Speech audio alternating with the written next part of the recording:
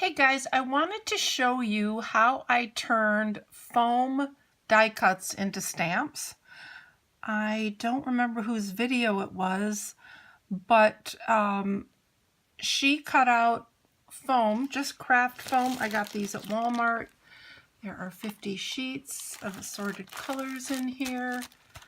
I think it was about $5, and they're just little regular foam sheets, and I cut these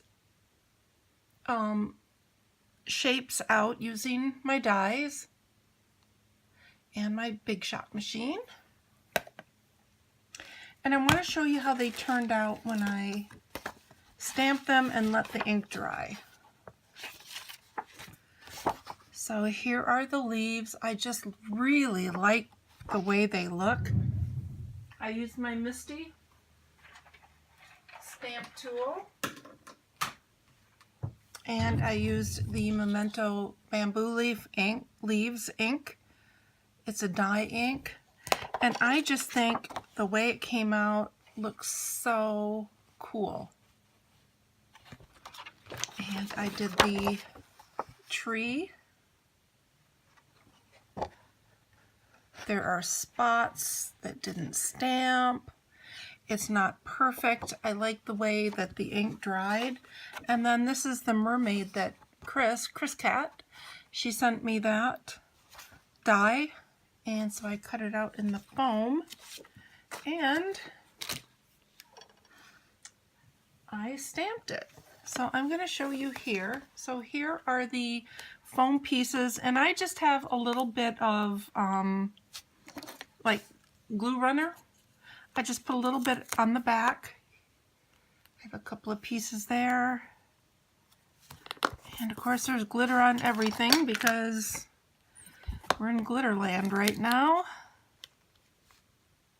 Let me see if I can get this.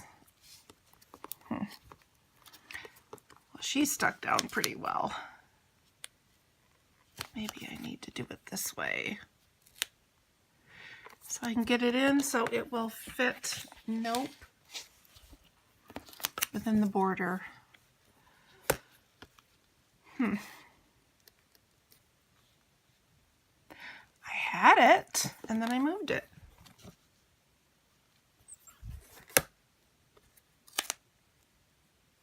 So I hope you guys are doing well.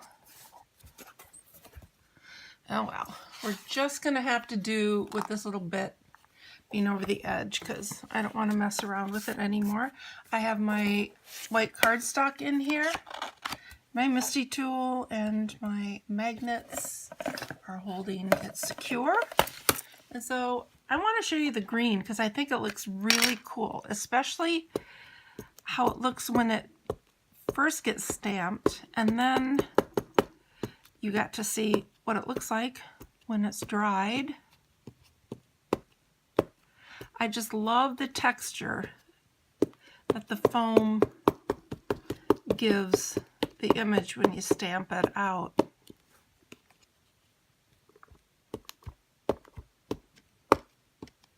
And the beauty of the Misty tool is that you can just keep inking and stamping over and over again until you get it the way you want it to be.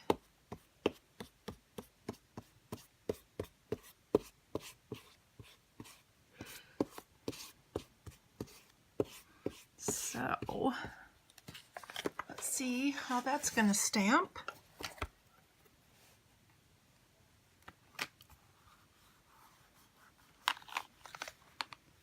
You don't have to worry about things moving around on you because you've secured your little foam stamps to the Misty tool, and the magnets are holding the paper down.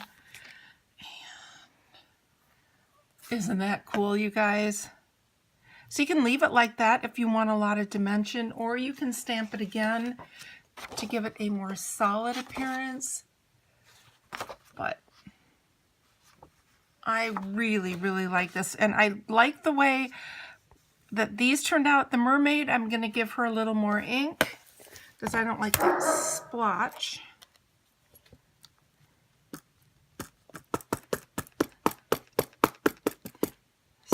ink her up a little bit more. And I love this Misty tool. I bought it and then I didn't use it for the longest time. But as you can see, it's dirty. It has ink on it. I need to clean it. And these are pretty expensive. I'm not sure why, if it's because it was the first prototype like this, but I know that someone else has come out with another one similar, and I think it's a lot less expensive. But so that is what they turned out to look like. I really like them. Especially using the Misty, you can put your card base or whatever it is that you're stamping, or just the card face, and stamp it. And if you want a fussy cut, you can do that. Or if you want to use your die and cut them out again, you can do that too. So real fun, easy way to use your craft foam, use your dies as stamps just to get a little different effect.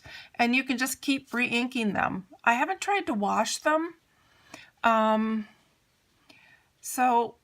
Or clean them, you know, like you would your stamps, but it's craft foam, so I don't know how well it would hold up to trying to clean it out. But I thought I'd share it with you. I think it's really a cool effect, and what's super cool is that you can just, you know, put your die on here and cut it out and have an exact shape, or you can fussy cut it, or you can just stamp it directly onto your project. So thanks so much, guys. If you have any questions, leave them below. And I'll just see you in my next video. Bye-bye.